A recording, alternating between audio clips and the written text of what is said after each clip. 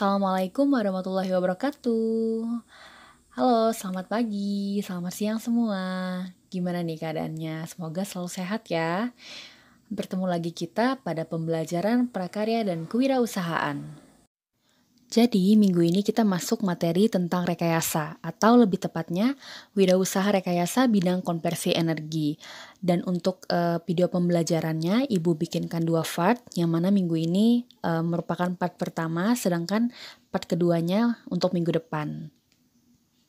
Langsung saja, ini ada tujuan pembelajaran kita yang harus kalian capai pada pertemuan hari ini, yaitu 1. Menentukan langkah-langkah penyusunan perencanaan usaha bidang konversi energi. 2. Menyusun perencanaan usaha bidang konversi energi. 3.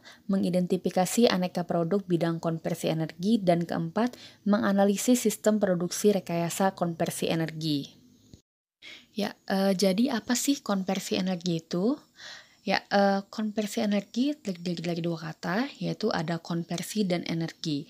Seperti yang kita ketahui, konversi itu kan berasal dari kata convert yang artinya pengubah. Jadi bisa diartikan konversi energi itu adalah pengubah energi. Sedangkan energi merupakan kemampuan untuk melakukan kerja. Sama seperti tubuh kita. Kenapa kita bisa bergerak? Kenapa kita bisa berjalan, berlari, dan sebagainya? Itu karena tubuh kita memiliki energi untuk melakukan gerak tersebut. Dari mana energinya didapat? Yaitu dari makanan yang kita konsumsi. Yang mana makanan-makanan itu nantinya akan diproses oleh tubuh kita dan dirombak sedemikian rupa melalui proses katabolisme yang menghasilkan energi. Sehingga kita dapat melakukan aktivitas seperti berjalan, berlari, dan sebagainya. Selanjutnya, kenapa energi itu harus diubah atau dikonversikan? Ayo, ada yang masih ingat tentang hukum kekekalan energi? Kalau nggak salah ini ada di pelajaran kimia kelas 10 ya, kalau nggak salah. Ayo. Jadi, hukum kekekalan energi itu berbunyi bahwa energi itu tidak bisa diciptakan atau dimusnahkan. Jadi, energi hanya bisa diubah dari bentuk satu ke bentuk yang lain. Ya, jadi itu isi dari hukum kekekalan energi. Adapun untuk sumber energi yang dapat dimanfaatkan dalam kehidupan manusia itu ada 2, yaitu energi yang dapat diperbaharui dan energi yang tidak dapat diperbaharui. Untuk energi yang dapat diperbaharui itu seperti tenaga surya, tenaga air, tenaga angin, biomasa, panas bumi. Sedangkan untuk energi yang tidak dapat diperbaharui itu seperti bahan bakar fosil, batu bara, nuklir, dan gas alam. Nah, untuk konversi energi ini sebenarnya juga sering kita temui dalam kehidupan kita sehari-hari. Misalnya aja di sekolah nih, yaitu pada alat pengeras suara. Nah, sistem pada pengeras suara itu kan terdapat beberapa komponen seperti mikrofon, amplifier listrik, dan speaker. Nah, sistem ini kan menggunakan transducer yang dapat mengubah atau mengkonversi energi dari satu bentuk ke bentuk yang lain. Misalkan pada mikrofon itu sebagai transducer input yang mengubah energi suara menjadi energi listrik, yang mana berupa sinyal input yang diproses pada amplifier listrik menjadi sinyal output. Sinyal output ini nantinya akan diterima oleh speaker sebagai transducer output yang mengubah energi listrik menjadi energi suara. Kita memasuki sebab pertama, yaitu A. Perencanaan usaha bidang konversi energi.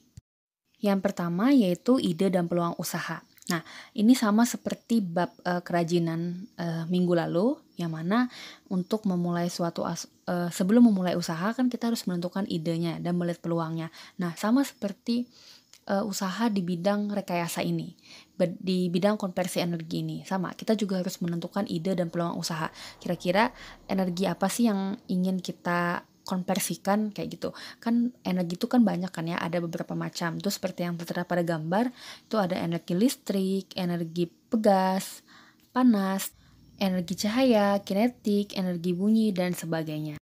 Nah, salah satu contohnya yaitu ada bioetanol, yang mana bioetanol ini merupakan salah satu sumber energi baru terbarukan yang berasal dari cairan biokimia dari proses fermentasi gula dari sumber karbohidrat dengan menggunakan bantuan mikroorganisme, dan proses pembuatannya juga mengalami 3 tahapan, yaitu ada penyediaan bahan baku, proses fermentasi, dan pemurnian, yaitu seperti yang ada pada diagram pembuatan bioetanolnya ya. Itu bisa dilihat itu dari bahan bakunya seperti ubi kayu, ubi jalar, jagung, biji sorghum, dan sebagainya, yang mana itu nantinya dihancurkan dan akan menjadi bubur, lalu nanti akan masuk ke proses hidrolisis, yang mana nantinya dengan bantuan enzim akan menghasilkan glukosa, lalu glukosa itu nantinya dengan tambahan bahan-bahan seperti molasses, nira tebu,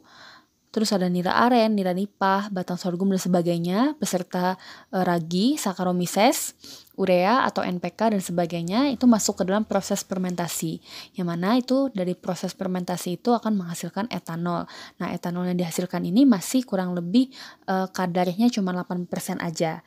Nah, itu akan dimasukkan lagi ke dalam proses distilasi atau penyulingan, itu akan menghasilkan etanol dengan kadar 95-96%.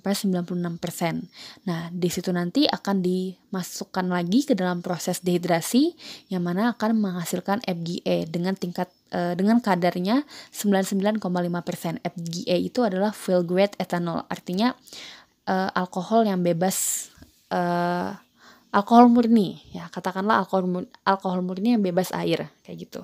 Nah, untuk bioetanol ini dapat digunakan secara langsung maupun tidak langsung sebagai bahan bakar. Nah, selanjutnya yaitu ada biogas. Biogas ini kalau nggak salah sempat ngetren beberapa tahun ke belakang, kalau ibu nggak salah ingat ya. Nah, biogas ini juga termasuk sebagai sumber energi baru terbarukan, yang mana merupakan energi yang bersih, diproduksi dari kotoran hewan atau juga kotoran manusia, yang mana itu dicampur dengan air, kemudian diaduk dan dimasukkan pada digester untuk menghasilkan gas bio. Untuk proses perampungannya itu kotoran sapi itu dimasukkan ke dalam bak penampungan, yang mana di dalam bak penampungan itu akan terjadi proses fermentasi, yang mana akan menghasilkan gas itulah nanti yang akan dialirkan ke kompor gas sebagai itu untuk masak, pengganti LPG. Sedangkan limbah sisanya itu akan diolah lagi di dalam bak kontrol menjadi pupuk. Untuk biogas ini itu dapat digunakan sebagai bahan bakar kendaraan ataupun untuk menghasilkan listrik. Jadi kurang lebih sama seperti bioetanol tadi. Yang kedua yaitu ada sumber daya yang dibutuhkan. Itu masih sama seperti bab kerajinan kemarin, yaitu ada 6. Ada manusia, ada bahan baku, ada mesin, ada metode, ada uang, dan ada pasar. Nah, mungkin ibu nggak terlalu banyak ya menjelaskan karena baru aja minggu kemarin sudah ibu jelaskan. Jadi kita langsung aja lanjut ke bagian ketiga, yaitu perencanaan administrasi usaha. Perencanaan administrasi usaha ini juga merupakan suatu hal yang penting karena merupakan bagian utama untuk keberlangsungan dan kemajuan sebuah usaha. Ya, langsung saja untuk perencanaan administrasi usaha ini melibatkan 3 hal, yaitu yang pertama menentukan jenis dan kualitas produk. Langkah awal dalam melaksanakan proses produksi adalah dengan merencanakan produk atau komoditi apa yang akan diusahakan. Misalnya, membuat produk dari hasil pembangkitan listrik sederhana, hasil dari konversi energi dari sumber energi baru terbarukan, yang mana bisa berupa sinar surya, air, angin, panas bumi, dan lain-lain. Dengan harapan produk tersebut dapat dipasarkan, serta hasilnya memberikan keuntungan dan dapat berlangsung dalam jangka waktu yang panjang. Selanjutnya yaitu ada standar proses produksi, yang mana ini berhubungan dengan pengendalian kualitas. Nah, ada 4 cara yang dapat dilakukan untuk pengendalian kualitas, yaitu 1. Menentukan standar kualitas produk, 2. Menilai kesesuaian produk dengan standar, 3. Mengadakan tindakan koreksi, dan yang keempat, merencanakan perbaikan secara terus-menerus untuk menilai standar yang telah ditetapkan. Dan yang terakhir yaitu adalah administrasi. Itu mencakup dari pembelian bahan sampai dengan masalah keuangan. Yang keempat yaitu kebutuhan pasar terhadap produk bidang konversi energi. Ya, itu dapat dilihat ada kipas angin, setrika, senter, radio, dan sebagainya, yang mana seperti yang kita ketahui, hampir saat ini tidak ada orang yang tidak memiliki benda-benda tersebut. Kalau radio mungkin ada beberapa yang sudah tidak memiliki ya, tapi kan radio bagaimanapun juga radio juga pernah hype pada zamannya kayak gitu. Nah, keempat produk tersebut merupakan salah satu dari sekian banyak jutaan produk yang merupakan hasil dari rekayasa di bidang konversi energi.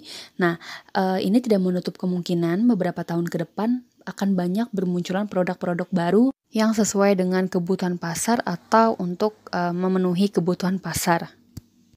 Selanjutnya bagian B, yaitu sistem produksi peralatan konversi energi. 1. Ada aneka produk bidang konversi energi. Itu ada konversi energi angin. Biasanya ini ditemukan di daerah kawasan pesisir. Nah, energi angin ini digunakan untuk membangkitkan energi listrik dengan bantuan kincir angin untuk menggerakkan generatornya. Selanjutnya itu ada konversi energi surya atau matahari, atau biasa juga dikenal dengan istilah fotovoltaik atau PV. Itu merupakan teknik mengubah energi sinar matahari menjadi energi listrik melalui sel surya secara langsung. Selanjutnya itu ada konversi energi air, yang mana itu juga dimanfaatkan sebagai pembangkit listrik. Ya, selanjutnya ada biogas, itu sudah Ibu jelaskan di awal tadi. Ada biomasa, yang mana biomasa ini merupakan bahan organik yang berasal dari tumbuhan ataupun hewan, yang mana sebagai salah satu sumber energi yang dapat diperbaharui. Jadi biomasa ini termasuk ke dalam sumber energi terbarukan yang dapat diperbaharui. Nah, sampah-sampah padat yang berasal dari pemukiman atau yang diproduksi dari tumbuhan itu dapat dibakar untuk menghasilkan energi panas, yang mana energi panas ini digunakan untuk tenaga uap dan listrik. Yang terakhir yaitu energi panas bumi, yang mana energi panas bumi ini berasal dari inti bumi yang dapat dimanfaatkan sebagai sumber energi pembangkit listrik. Selanjutnya itu yang kedua, manfaat produk bidang konversi energi.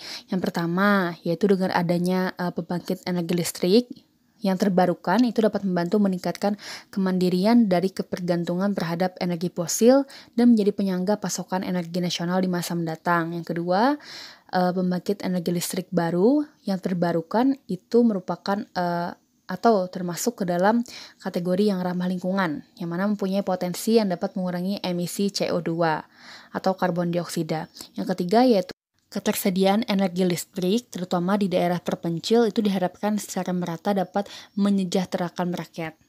Yang keempat yaitu dapat menyelamatkan lingkungan dan mengatasi berbagai dampak buruk yang ditimbulkan akibat penggunaan bahan bakar fosil. Yang kelima tentunya dapat dimanfaatkan untuk kegiatan-kegiatan produktif pada industri rumah, diantaranya seperti membuat es balok untuk pengawetan ikan, dan sebagainya. Dan yang terakhir yaitu tentunya akan menciptakan lapangan pekerjaan di berbagai sektor.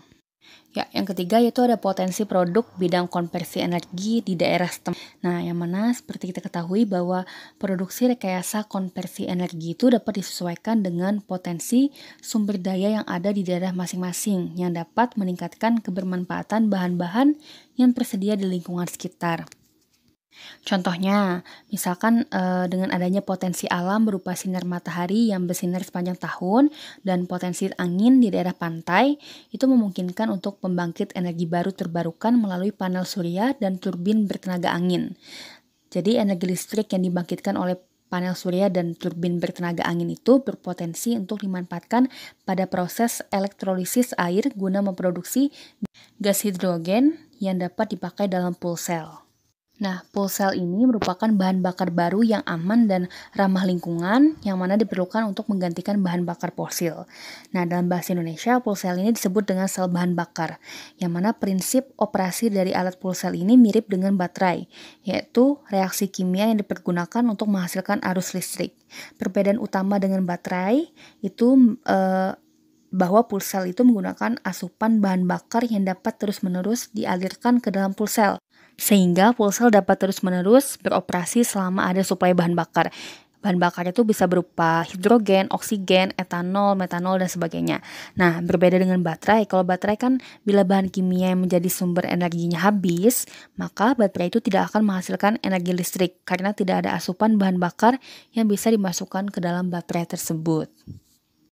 Yang keempat yaitu perencanaan produksi rekayasa konversi energi. Nah, dalam perencanaan ini kan berarti ada proses merancang, mendesain dan sebagainya. Misalkan kalau kita mau bikin arang briket, nah kira-kira kita pengen alat untuk pembakaran itu seperti apa. Nah, itu yang desain, maunya kayak gimana. Lalu untuk cetak briketnya, kira-kira perlu alat nggak nih? Kalau perlu, ya mau alat yang kayak gimana buat cetak arang berikutnya. Nah, itu kira-kira yang masuk ke dalam perencanaan produksi rekayasa konversi energi. Yang kelima itu ada alat dan bahan yang dibutuhkan. Itu misalkan kalau alat, ada alat pirolisis atau misalkan memakai drum pembakaran. Terus juga ada alat penumbuk, ayakan, wadah pencampuran kanji, atau pakai baskom, atau terserah. Terus ada pencetak arang briket, dan alat pengeringan. Sedangkan kalau bahan, pastinya perlu tepung kanji, air, dan limbah pertanian. Misalkan mau dari kayu bakar, atau tempurung kelapa, atau sekam padi, dan sebagainya.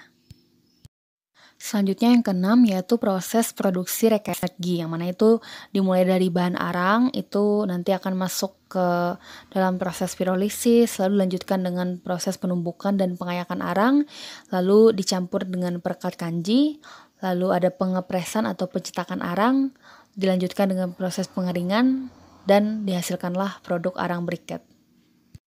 Untuk yang lebih lengkapnya bisa dilihat di BSE atau langsung searching aja di YouTube ya.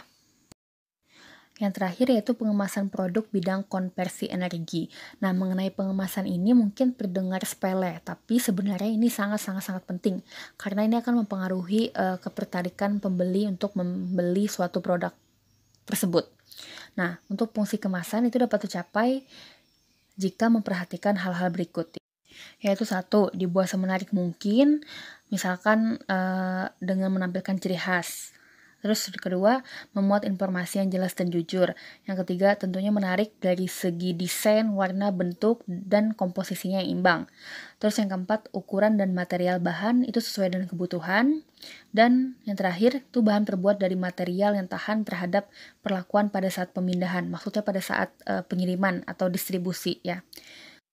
Nah, untuk label pada produk arang berikutnya, itu informasi yang dibuat pada kemasan usahakan berisikan tentang informasi produk yang sebenarnya, terus ada foto atau gambar produk, logo perusahaan, alamat produsen, dan bobot produk.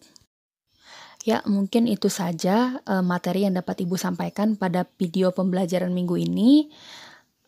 Untuk minggu ini kalian dibebas tugaskan, jadi silahkan manfaatkan waktu kalian untuk mengerjakan tugas dari mapel-mapel lain.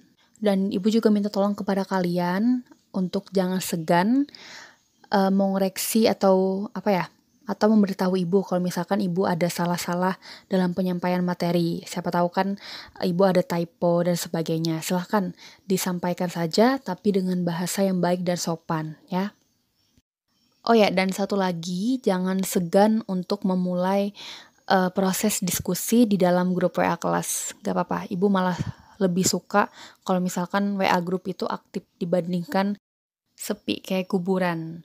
Ya, mungkin itu aja yang dapat Ibu sampaikan. Salah hilapnya mohon maaf.